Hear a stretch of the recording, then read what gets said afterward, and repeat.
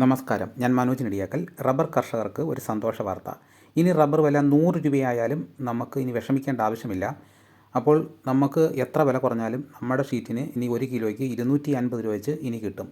തിരഞ്ഞെടുപ്പ് വാഗ്ദാനം പാലിച്ച് UDF സർക്കാർ.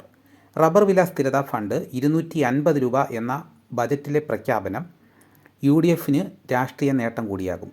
പുതുയുഗ യാത്രയുമായി കോട്ടയം ജില്ലയിലെത്തിയപ്പോൾ റബ്ബർ താങ്ങുവില 250 രൂപയാക്കുമെന്ന് VD സതീശൻ എല്ലാ വേദികളിലും ഉറപ്പു നൽകിയിരുന്നു.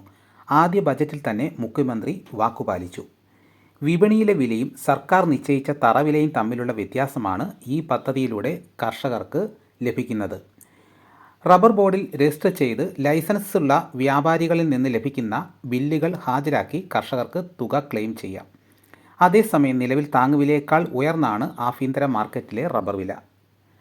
RPIS വില സ്ഥിരത ഫണ്ട് പദ്ധതിയിൽ 5,48,394 പേരാണ് രജിസ്റ്റർ ചെയ്തിട്ടുള്ളത്. രജിസ്ട്രേഷൻ തുടരുകയാണ്. പദ്ധതി വഴി 2,070 കോടി 98 ലക്ഷം രൂപ ഇതേവരെ വിതരണം ചെയ്തിട്ടുണ്ട്.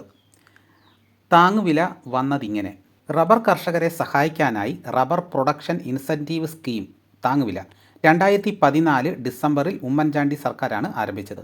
കർഷകർക്ക് ഉറപ്പു നൽകിയ ആദ്യ താങ്ങുവില കിലോഗ്രാമിന് 130 രൂപയായിരുന്നു. 2015 150 രൂപയായിട്ട് ഉയർത്തി.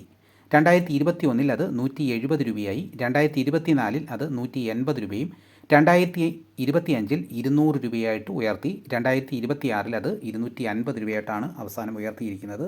വിലയില്ലെന്ന വിചാരം വേണ്ട, റബ്ബർ കർഷകരെ ഒപ്പം നിർത്തി സർക്കാർ. വിലയില്ലെന്ന് വിചാരിച്ച് ഇനി ടാപ്പിംഗ് നടത്താതെ ഇരിക്കരുതെന്ന് സർക്കാർ പറയുന്നു. ആവേശത്തിൽ റബ്ബർ കർഷകർ.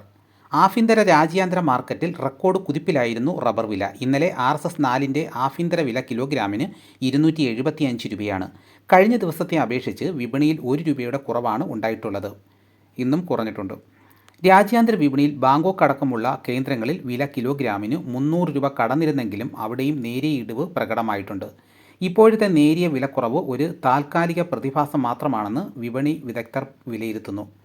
വിപണി വിലയിൽ ഇടിവുണ്ടായാൽ പോലും സംസ്ഥാന സർക്കാർ താങ്ങുവില 250 രൂപയായി ഉയർത്തിയതിനാൽ കർഷകർക്ക് വലിയ രീതിയിലുള്ള നഷ്ടം സംഭവിക്കില്ല.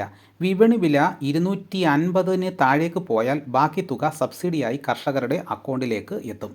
റബ്ബർ ഉൽപ്പാദക സംഘം ദേശീയ കൂട്ടായ്മ ജനറൽ സെക്രട്ടറി പറയുന്നു, തിരഞ്ഞെടുപ്പ് വാഗ്ദാനം നടപ്പിലാക്കിയ മുഖ്യമന്ത്രി VD സതീശനെ അഭിനന്ദിക്കുന്നു. മാർക്കറ്റ് വിലയിലും അടിസ്ഥാന വിലയിലും ഉണ്ടായ വർധനവ് റബ്ബർ കർഷകർക്ക് പ്രതീക്ഷയും ഉണർവും നൽകും. ദീർഘകാലമായി തിരിച്ചടി മാത്രം നേരിട്ട മലയോര സാമ്പത്തിക മേഖല വീണ്ടും കരുത്താർജിക്കും. പൈനാപ്പിൾ ഗ്രോവേഴ്സ് അസോസിയേഷൻ പ്രസിഡന്റ് പറയുന്നത്, ബജറ്റ് പ്രഖ്യാപനം സ്വാഗതാർഹമാണ്. എല്ലാ വർഷവും ഉൽപ്പാദന ചെലവ്, ജീവിത വില സൂചിക എന്നിവയുടെ അടിസ്ഥാനത്തിൽ ആനുകാലിക വർധന പ്രഖ്യാപിക്കണം. കുറഞ്ഞ തുകയ്ക്ക് കാർഷിക വായ്പ ലഭ്യമാക്കണം. ടാപ്പിംഗ് തൊഴിലാളി ക്ഷാമം പരിഹരിക്കാൻ നടപടി വേണം. റബ്ബർ പ്രൊഡ്യൂസേഴ്സ് സൊസൈറ്റി പ്രസിഡന്റ് പറയുന്നത്, തറവില ഉയർത്തിയത് ആശ്വാസം നൽകുന്നതാണ്. യുവതലമുറയെ കൃഷിയിലേക്ക് ആകർഷിക്കുന്നതിന് പ്രത്യേക പദ്ധതി കൊണ്ടുവരുമെന്നതും സ്വാഗതാർഹം. കർഷക ഉൽപ്പന്നങ്ങൾക്ക് ന്യായവില ലഭിച്ചാൽ കർഷകർ ഈ മേഖല വിട്ടുപോകില്ല. പൊതുവെ കർഷകർക്ക് പ്രത്യാശ നൽകുന്ന ബജറ്റാണിത്. അപ്പോൾ എന്തുകൊണ്ടും കർഷകർക്ക് വലിയ നേട്ടം തന്നെയാണ്. ഇനി റബ്ബർ വില കുറഞ്ഞാലും നമ്മൾ പേടിക്കേണ്ട ആവശ്യമില്ല.